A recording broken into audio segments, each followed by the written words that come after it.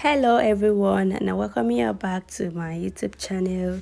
My name is Baby. On today's tutorial we are going to be cutting this short pant with an elastic band. To all my subscribers, I'm saying Merry Christmas in arrears and Happy New Year in advance. On today's tutorial we are going to be cutting a short pant, and first of all I'll be starting with marking out my folding part, the one I'm going to fold down the pants, which is 2 inches. Moving forward, I'll also mark out my total pant length, which is 16 inches, and that is where my starting point will be.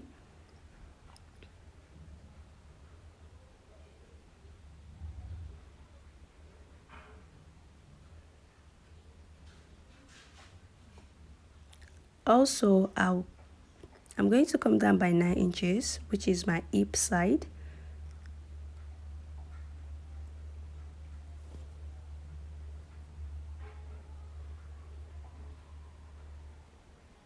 My crotch area, which is 11.5, that is where I'll be placing my lapse measurement.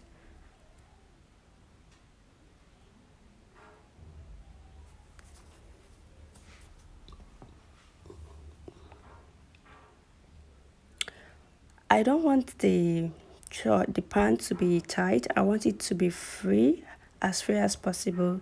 So my total lapse measurement is 22. I added 3 inches extra, making it 25.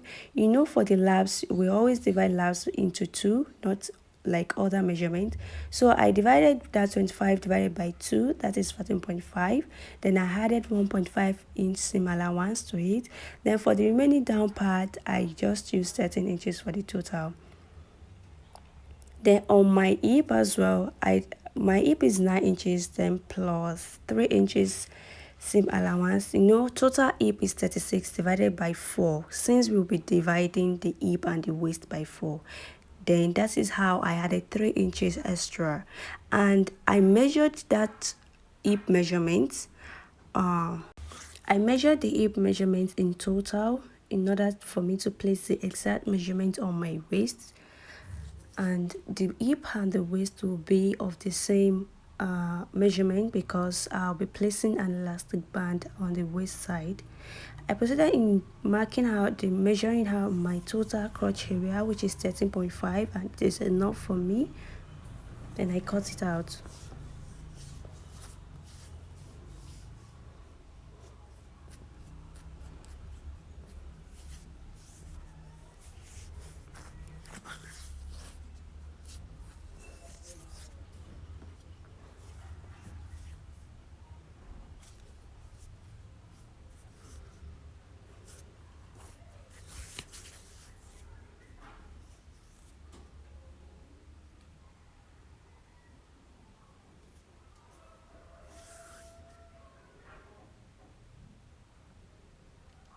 For the back part, you know, we just cut out the front side.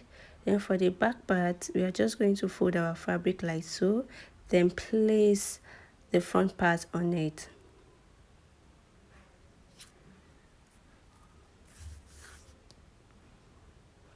For this part, you can just add about ½ inch for the sides, not where the crotch is. So for that side, you can just add ½ inch extra, like the way you see that I adjust it to the front.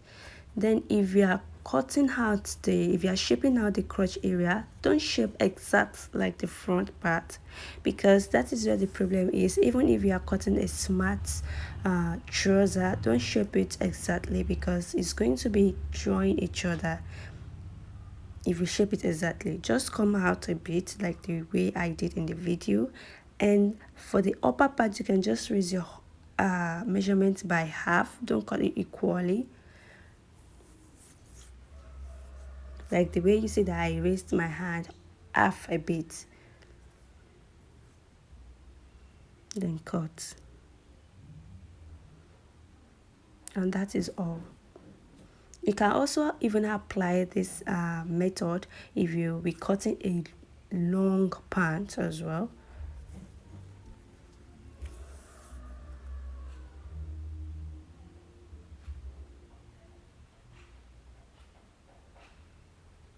cut them into two.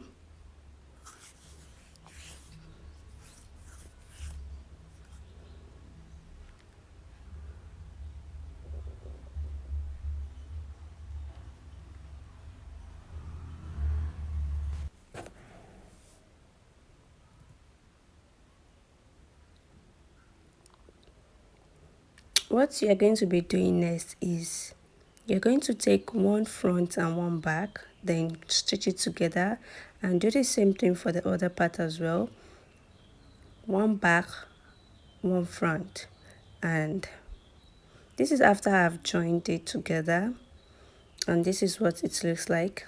The next thing to do is to just place it on each other like this. Make sure the right side is facing the right side, and then join it together at that place that I showed, that I point at. This is after I've done mine. The next thing to do is, you can see it's very simple to do.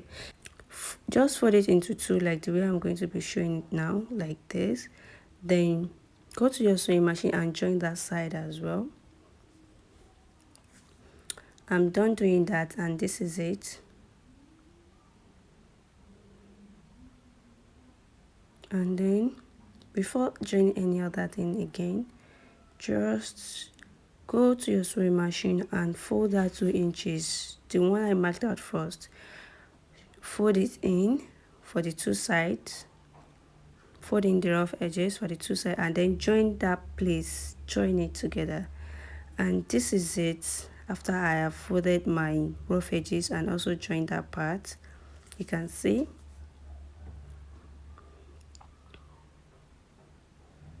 this is the elastic band that I'll be using, and it's enough for my waist. Just use the one that will be enough for your waist. Since my fabric won't be enough, I'll be improvising and using this, this piece.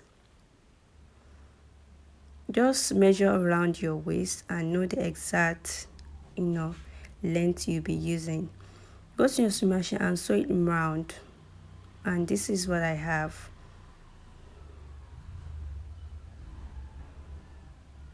This is the part where the elastic is going. Join your elastic together and place the elastic under the fabric, and then use the fabric on top to turn in the elastic.